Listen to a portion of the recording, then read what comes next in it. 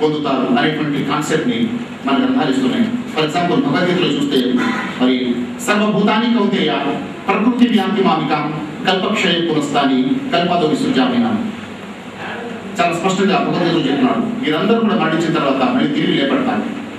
ఖచ్చితంగా భగవద్గీతలో సమాధులు ఉన్న వారందరూ కూడా ఆయన శబ్దం విని బయటకు వచ్చేదారు.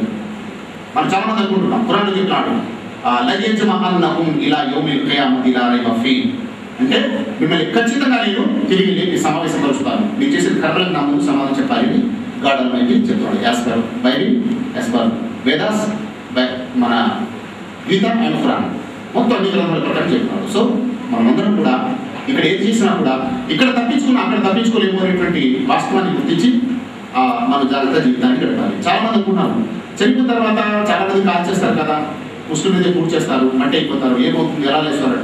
ఈ రోజు మనం డెవలప్ అయ్యాం కదా, ఎక్కడి నుంచి వచ్చాము, ఒకప్పుడు మనం ఉన్నామా? నాకు 47 years ఓల్డ్ లేదు, ఇప్పుడు 47 years ఓల్డ్, 48, 49 years ముందు నా గురికి ఉందా అసలు ఈ లోకంలో? లేదు. నేను ఏర్పడ్డాను, ఎలా ఏర్పడ్డాను, ఎక్కడి నుంచి వచ్చాను? ఇక్కడే మట్టి. ఈ మట్టి నుండి నా తండ్రి తిన్న ఆహారం నుండి స్పెర్మ్ తయారైంది. ఆ స్పెర్మ్ ద్వారా మరి బిడ్డ తల్లి ఆహారం ద్వారా డెవలప్ అయింది. బయటకు వచ్చిన తర్వాత మనం తినే ఫ్రూట్స్, వెజిటేబుల్స్ అంటే అదర్ ఈ ఈటింగ్ థింగ్స్ అదర్ ఇలాంటి తిని మనం ఎక్కడి నుంచి ప్రొడక్ట్ మట్టి నుంచి వచ్చింది. మనం చిరుపత్ర ఎక్కడ కలుస్తున్నాం, మళ్ళీ మట్టిలో కలుస్తున్నాం, మళ్ళీ ఎక్కడి నుంచి వస్తాం, మళ్ళీ మట్టిలో వచ్చి వస్తాం. ఇది ఇబ్బంది ఏముంది? ఖురాన్లో దేవుడు అడుగుతున్నాడు, ఆకాశాన్ని పుట్టించడం కష్టమా, మనిషిని పుట్టించడం కష్టమా, మొదటిసారి పుట్టించడం కష్టమా, ఎడడం కష్టమా? చెప్పండి. మొదటిసారి పుట్టించాడు కదా, రెండోసారి పుట్టించాడా? పుట్టిస్తాడు. సో ఇది ఈ విషయాన్ని మనం అర్థం చేసుకొని మన జీవితాన్ని గడపాలి. పసిపాప ఈరోజు సుమయ్య తపస్విని పసి స్థాయిలో ఉంది. అలాగే మనం కూడా ఒకరు ఉండేవాడు. ఇప్పుడు ఎదుగుతున్నాం, పెద్దవాడు అవుతున్నాం, మళ్ళీ అక్కడ వెళ్ళాలి, అక్కడ శాశ్వతమైన ఆనందాన్ని పొందాలి. ఇది మన యొక్క జీవిత లక్ష్యము. దీనికి సంబంధించిన కొంత సమాచారం కూడా ఈ సందర్భంగా మేము మీకు బుక్స్ రూపంలో ఇస్తున్నాం. మరి చివరిగా మీ అందరితో కోరేది ఏమంటే, ఈ విధంగా సృష్టికర్త ఒక్కడే, మహనీయుల అనుసరణ, తోటి మానవుల సేవ అనే 3 సూత్రాలు మనం అనుసరిస్తూ ఇహలోకంలో ఆనందం, పరలోకంలో శాశ్వతంలో స్వర్గాన్ని పొందే భాగ్యాన్ని ఆ సర్వేశ్వరం ప్రసాదించాలని కోరుతున్నాము. ఎవరైతే కాన్సెప్ట్ ని తిరస్కరిస్తారో, కాదంటారో వాళ్ళ కోసం ఇహలోకంలో అశాంతి, పరలోకంలో శాశ్వతమైన నరకం ఉందంటున్నాడు. నరకే నియతం వాసోపవతి.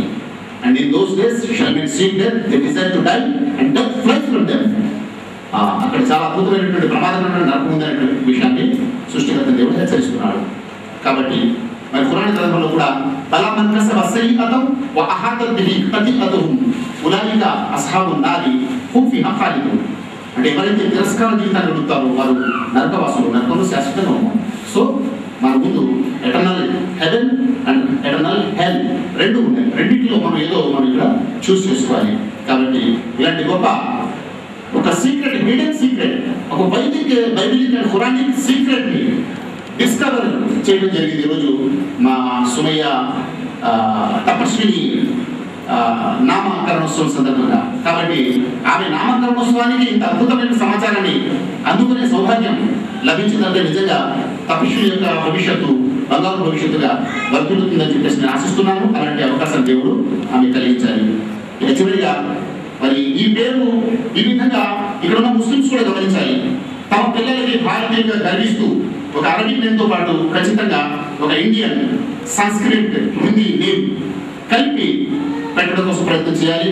అది మన జాతీయతకు, మనం ఒక ముస్లిం అంటానికి గర్వకారణంగా ఉంటుంది. మన జాతి భిన్నత్వంలో ఏకత్వాన్ని కలిగించేటువంటి ఈ అద్భుతమైన ప్రక్రియ హైదరాబాద్ సిటీలో మా సాది గారు అనుకుంటున్నాను నేను ఫస్ట్ టైం నన్ను ప్రారంభించారు. మీరందరూ కూడా ఆయన క్లాస్ పెట్టి అభినందించారు. చాలా తర్జన చేసి చాలా సాహసంగా నిర్ణయం తీసుకున్నారు. మరి ఇలాంటి సాహసాన్ని ప్రతి ఒక్కరూ చేయాలని, అప్పుడు భారతదేశంలో ఏర్పడి ఒక శాంతి ధామంగా మన హైదరాబాద్ పట్టణం మారుతున్నట్లో ఎలాంటి సందేహం లేదు. అలాంటి సద్భాగ్యాన్ని ఆ సర్వేశ్వరుడు అల్లాహ్ పిలువబడేటువంటి ఆ ఏకైక దైవం మనందరికీ ప్రసాదించాలని కోరుకుంటూ నా ప్రసంగాన్ని ముగిస్తున్నాను. తదాస్తు. ఆమీన్. జై హింద్.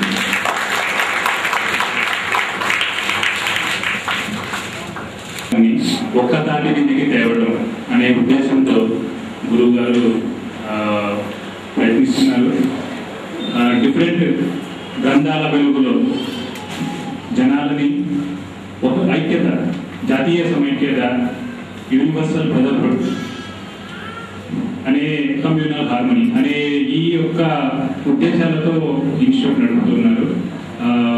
ముందుగా నేను చాలా రుణపడి ఉంటాను. మేము ఏ విధంగా పేరు పెట్టాలి, దాని తర్వాత మీ యొక్క సందేశం మాకు కూడా కొంచెం షేర్ చేయాలని రిక్వెస్ట్ చేసినప్పుడు వెంటనే యాక్సెప్ట్ చేసి చాలా దూరం నుంచి ఇక్కడికి వచ్చారు.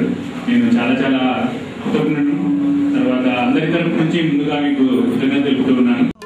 జీవుడా మనసు పెట్టి చూడుమా, నీ మది యోచన చేయుమా.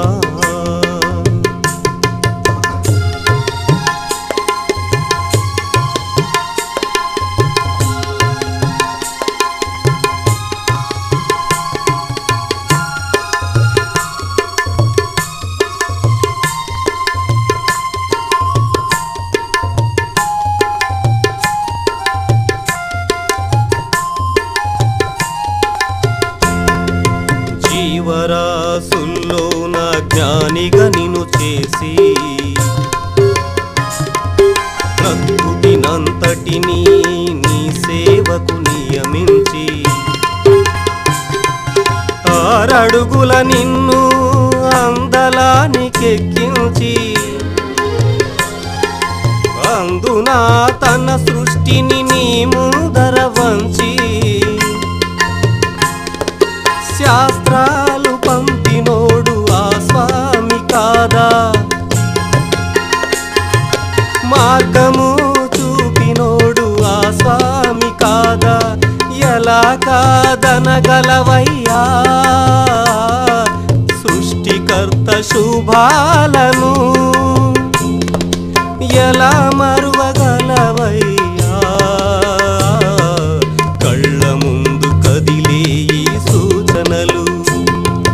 మానవుడా వివేకమున్న జీవుడా మనసు పెట్టి చూడుమా, నీ మది యోచన చేయుమా.